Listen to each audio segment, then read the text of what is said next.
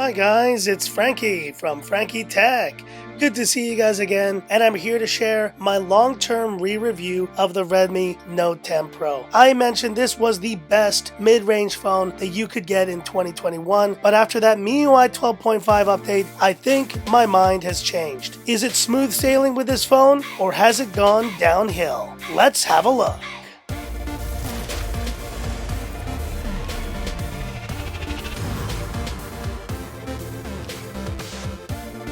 Alright guys, so we're gonna do it, and honestly I didn't really want to make this video, but I'm going to make it because I do have some thoughts about my time with this Redmi Note 10 Pro, which in my opinion is still, from the spec perspective, one of the best phones that you can get in 2021. And in the 4 months since I picked up this device, I really thought in my mind with the Snapdragon 730, the gorgeous AMOLED 120Hz refresh rate display, and you have that 108 megapixel main camera on the back, this phone ticks all the boxes. So let's go down the list though, and then let me explain why it is that I do feel this phone has kind of gone downhill since that original review, and why I think this MIUI 12.5 update is to blame. Here we go. So starting with design, look, no complaints even from the original review, and I have this gorgeous Mi Fan Festival Edition version of the phone, and of course the original glossy gray version that I reviewed still looks nice with that tiny punch hole in the center. There's no complaints from me in terms of design,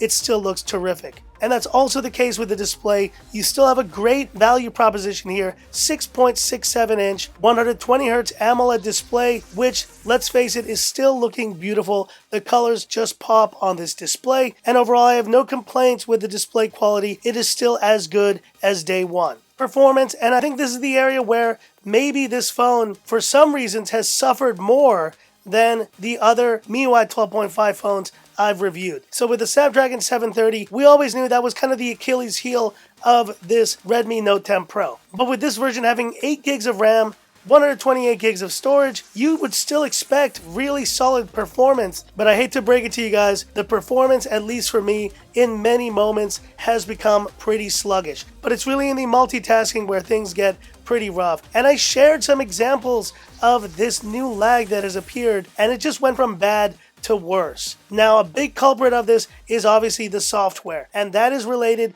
to the software it's currently running, MIUI 12.5.1. Now, I'm not gonna lie guys, when I first picked up this phone, there were a few stutters here and there, but as the software improved, it got buttery smooth, and for me, I felt you weren't making any concessions picking up this phone compared to a Poco F3. I cannot say that same thing anymore. MIUI 12.5 on the Redmi Note 10 Pro is just not as smooth, and it's a lot more buggy an experience that I expect you should get. I don't know what's been going on with Xiaomi recently, but it almost feels like they released way too many phones, and now when it comes time to actually be able to use the device, they just spread themselves too thin. And it's phones like this 700 series Redmi Note 10 Pro that has taken the fall for it. I do think with future software updates, I really do hope they address it, because this phone is getting the same bugs I was getting on the Poco F3, but with additional lag, with additional major issues, serious slowdowns that are just unacceptable for a phone at any price point. Speakers are still solid guys, and let me tell you,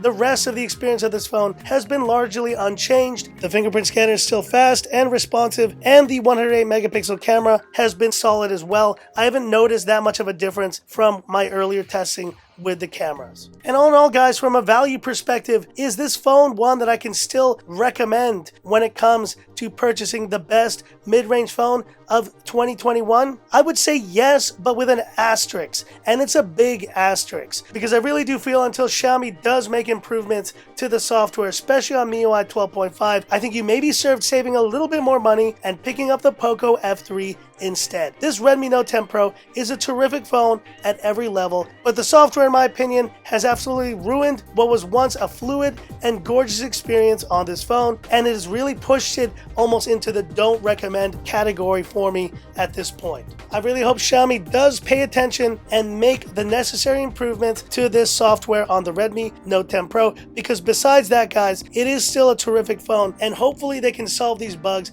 that can make this a phone I can recommend once again. But hit me up in the comments. What are your thoughts on the Redmi Note 10 Pro? Are you experiencing the same kinds of bugs and issues that I have that has almost made this phone a deal breaker at this point? Hit me up in the comments. I'd love to hear about it. And that's it for this video. If you liked it, give me that thumbs up. And if you love the content of Frankie Tech, subscribe to the channel. Hit the bell icon for future updates. It's a bummer, guys, because look how beautiful this phone is. And all the specs on paper mean it should be a great experience, but unfortunately for me, right now, it's definitely a thumbs down on the Redmi Note 10 Pro. So that's it, and this is where I leave you by saying, this is Frankie Tech signing off. Have a good one. What a bummer.